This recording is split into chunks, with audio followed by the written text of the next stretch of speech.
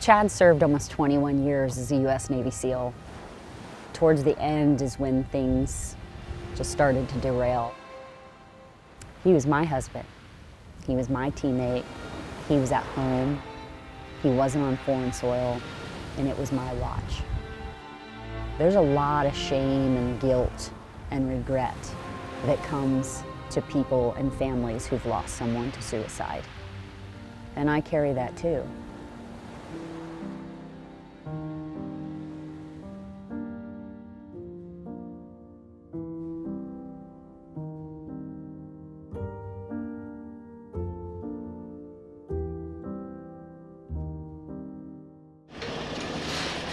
Come in if you want. So back in the day, Sara, she's my best friend, lives here. I got her to start CrossFit with me. Kind of like stalked her at a park when our kids were little and was like, you're gonna be my friend and we're gonna do CrossFit. And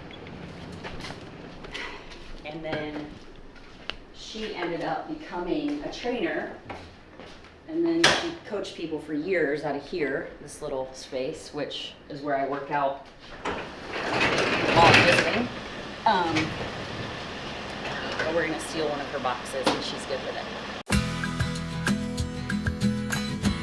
The freedom you have in a van, being a nomad, I like to be anonymous. I find it really just empowering being in the world and like no one knows where you are or no one knows your story. You could be like anybody you want to be. Welcome to the Willy Wagon. This is my van. It looks a little bit like a hot mess. I've been living in it for 2 months now, so it could be a little cleaner. I fell in love with the whole concept of being in this van and being this little nomad that I had already researched vans that I wanted to look at and test drive. Go ahead and ask me, why do you have a disco ball planter? Why do you have a disco ball? Why do you not have a disco ball planter? That should be the better question. I mean, Chad and I worked together for 27 years. I only know myself with him. I don't know who I am without him and his influence in my life. So I'm really trying to learn that. See, don't you just instantly just feel happier right now? Like, I mean, come on. My dad doesn't like the beach. He's like, I don't get it. It never changes. You just look at it and you're like, yep, there it is. And I'm like, never changes. It's changing every second. The waves, the tide, like everything's always changing. The workout Chad 1000X I talked about at his memorial. The workout 1000 box step-ups with a 45-pound pack is what he did to train to climb mountains.